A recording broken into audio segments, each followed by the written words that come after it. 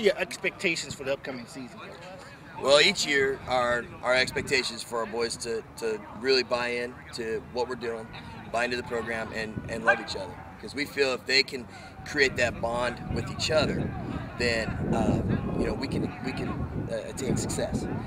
Because if you got kids that don't buy in and don't really care for each other much, it's hard to be successful in a team game like what we play. So we want them to love each other. We want them to buy in 100%, and then we can work from there. Team chemistry is the key. Yep. Okay. How has spring practice been so far, and what do you see out there? First, spring practice has been great for us. We've got a lot of kids that are participating in track and baseball, and both of those programs went to the postseason. So we still have a few guys that aren't out yet, but unfortunately, our baseball players. They lost last week, so we've had our baseball players. Fortunately. Well, unfortunately, really, because we're all about Oakmont and what we can do as a school, and we're just a small part of the program, the whole athletic program, and we want to make sure that we support all programs. So having those guys back this week is a positive for us and where we're trying to go. But we always want them to do well in the other sports they play.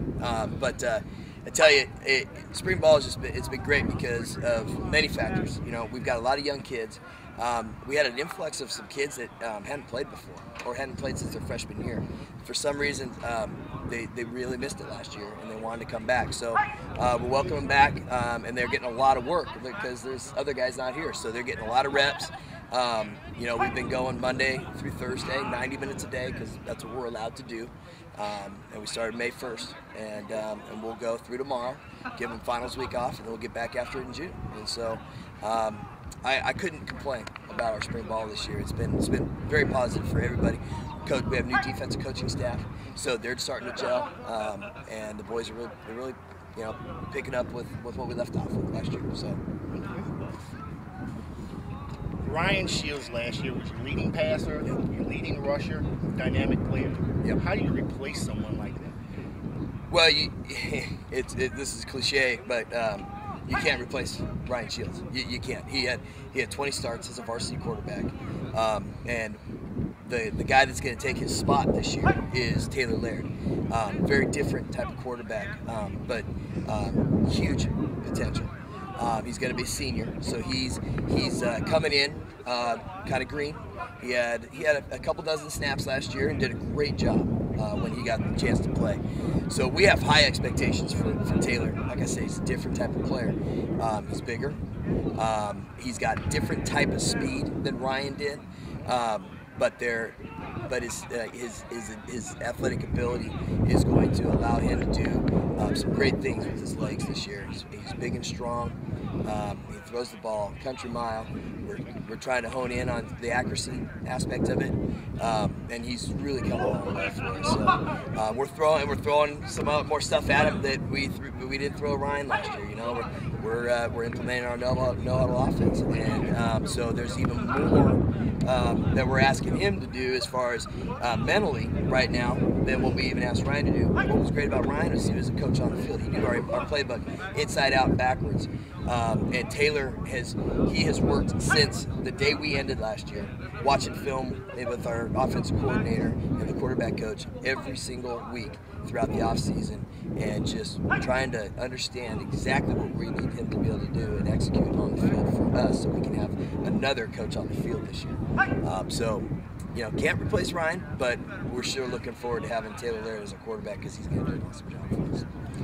Kind of on the same note, you lost 2 all-conference linebackers. Yeah. You had, I think, first team and honorable mention, and then you lost all-conference defensive back. You had like 5-6 interceptions last year. Yeah. What do you do to replace your defense? It sounds like you lost the core on your defense. Well, in this day and age, that would actually hurt you if you didn't have a program. See, we buy into the fact that we don't just have 3 separate teams here. We have a football program. So we kind of reload. And we knew that guys like Thomas In Almond, we're special players for us, 4-year guys. Thomas started for 3 years at varsity level. Special players. We've got guys that have come up through the ranks, even before their freshman year, guys that played in the Junior Viking program that are now starting to come to the varsity level that are going to fill their shoes. And will they be, Almond Jaguet, Thomas Parker? Who knows? They have the capabilities and potential to do that, but we'll have to wait and see. They're going to be a little younger, and not specifically meaning that they're juniors, but because they may have not had a lot of reps last year as juniors, but now they're seniors and they're being given the keys to take over.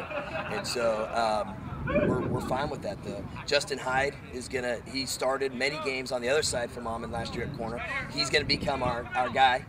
He'll be locking down everybody's best, and because he can.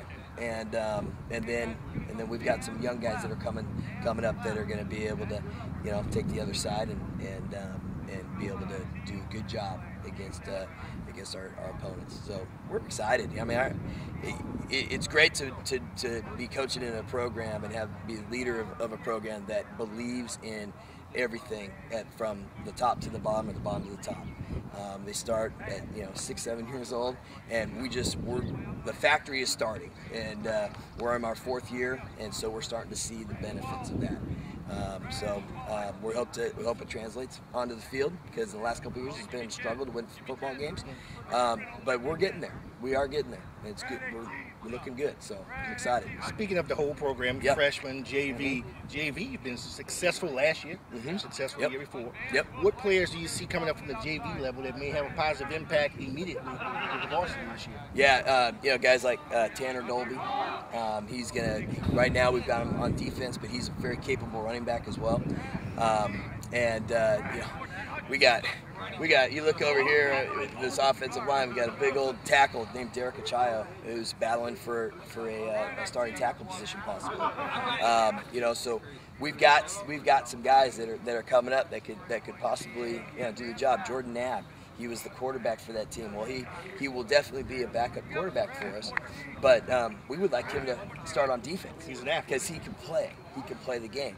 Khalil Romero is another linebacker that we believe he's undersized, but he is nasty. And guys have trouble blocking him. So these are just a few of the names of the guys that can come up and do an amazing job. Now, don't forget we did have 2 sophomores that started for us last year, Justin Holmes and Trey Olson. Both those guys started a lot of games for us, and we look for them to have amazing junior years for us. So. I feel that success is not just judged by a win-loss record. I mean, it's what you teach these guys on the field and how they become young men. What does Oakmont do to help these players become young men? Well, first thing, I believe that these kids need to learn how to serve. And so we have a huge community service project that we do with the boys in the off season.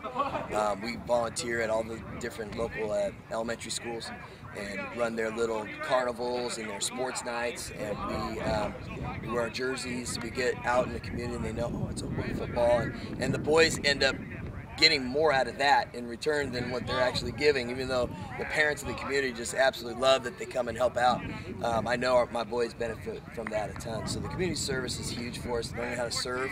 That's one of our things. We ask them to be more about others than themselves, because once they learn how to be about somebody else and put themselves second, now that's the definition of coming together as a team, because then you can put people on your team ahead of you, and then the team ahead of you. So that's a huge part of what we do. We love the Character Combine. We try to get as many seniors at the Character Combine, and then some key juniors that we believe could grow into leaders in this program.